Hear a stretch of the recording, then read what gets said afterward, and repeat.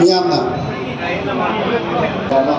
Adiki mo nasaki sonda government dalai di kampu nasu preza singna masa-masa kita itu lauti, semuanya lauti, makam jangan lauti, nala ada makam thadai, kau cakap orang maga dua orang dah tulen dah, makam kai thadar kami, hari tu jenggot ni apa lagi?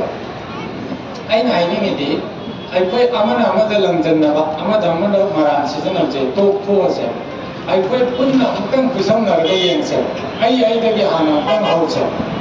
Nasi di stage ni kanjan kita ni stage kita baru dah tiada riba holding sini yang my city, my responsibility. Nasi kami ngai lagi terlalu apa mana? Di sohor, di kundang, di hiramdam, nalan ge habisnya. Nasi terang dam apa orang dia habisnya. Kita dah lagi. Lengan tu tak nak kata benar ti, minggu tu tak nak kata benar ti. Kita dah lagi. Nasi di imai bel kaitel pagi di basing street vendor wala pagi di basing makam sila yaw ba amadi yaw dalam mana tahu makam ba. Aina makam haisen ini si. Wakal amakam tin yo tharaga khal laga yang biyo. Kaitel imagi masai bolda. Aku ise changjaraga yung purage. Icha tha age, icha isu mahi tamal lage hai na. Kaitel imagi masai bolda changjar ina.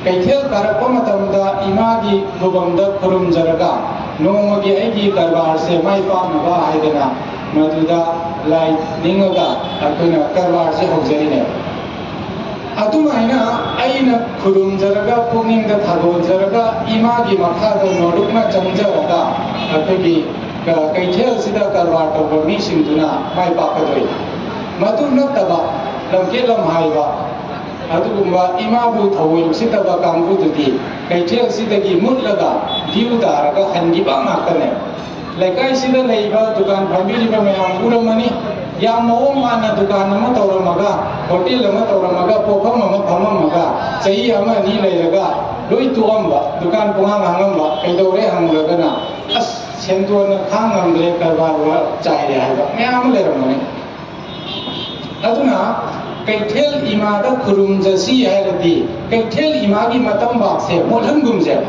kaitel imagi matam bak tu da kong amjale mapan thokjale amora kai damjale adu di imana agida sauraga chera pibam thoktra hoi angam nawa oi ngaida pi ngaida akoina imagi matam bak ta mapan thokjan ba yawi kong amjan ba yawi matu imana warauti pi ngaida nina Caura kan dah usia, aku nak caura setiap mapung baru kan dah. Imagi matam bakal semua pantok celai lagi. Kau ini ya tu ni pak celai lah.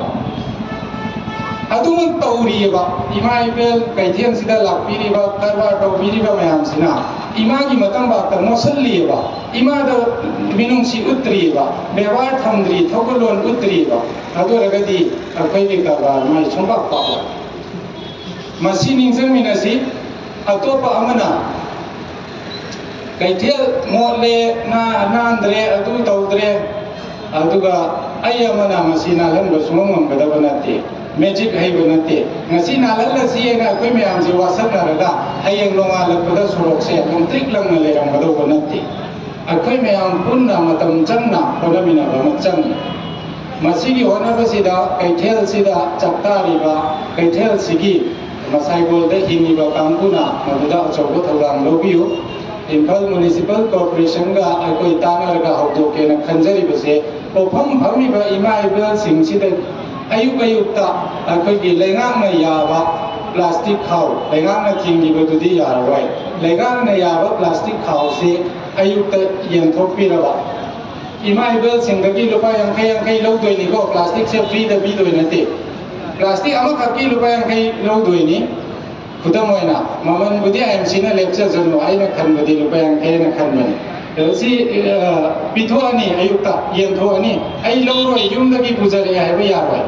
IMCꯅ ꯄꯤꯕ ꯈꯥꯎꯁꯦ ꯂꯧꯒꯗꯕꯅꯤ ꯂꯧꯕꯤꯔꯕ ꯃꯇꯨꯡꯗ ꯍꯣꯔꯦꯟ ꯏꯁꯥꯒꯤ ꯄꯣꯠ ꯆꯩꯁꯦ ꯌꯣꯟꯕ ꯂꯣꯏꯔꯝꯃꯕ ꯃꯇꯨꯡꯗ ꯁ꯭ꯋꯥꯏꯗ IMCꯒꯤ ꯑꯃꯣꯠ ꯑꯀꯥꯏ ꯂꯪꯊꯣꯛꯐꯝ ꯗꯝꯄꯔ ꯄ꯭ꯂꯦꯁꯔ ꯑꯃ ꯈꯤꯟꯕ ꯀꯣ ꯃꯗꯨꯗ ꯑꯃꯣꯠ ꯑꯀꯥꯏꯁꯦ ꯍꯦꯛ ꯍꯥꯞꯆꯤꯟꯕꯤꯔꯝꯕꯒ ꯅꯥꯀꯟꯗ ꯍꯥꯡꯉꯤꯕ ꯀꯥꯎꯟꯇꯔꯁꯤꯗꯒꯤ ꯉꯁꯥꯏ ꯂꯨꯄꯥ 50 ꯂꯧꯈꯤꯕꯗꯣ ꯑꯗꯨꯗꯒꯤ ꯂꯨꯄꯥ 90 ꯍꯟꯗꯣꯛꯄ ꯂꯨꯄꯥ 10 ꯑꯃꯅ ꯀꯩꯊꯦꯜꯒꯤ ꯁꯦꯡꯗꯣꯛꯄꯒꯤ ꯂꯨꯅ ꯅꯥꯟꯅ ꯊꯝꯕꯒꯤ ꯆꯥꯔꯖ ꯑꯣꯏꯅ IMCꯗ ꯄꯤꯕꯤꯒꯗꯕ ꯃꯁꯤꯗ ꯏꯃꯥ ꯏꯕꯦꯜꯁꯤꯡꯅ ꯁꯄꯣꯔꯠ ꯇꯧꯕꯤꯌꯨ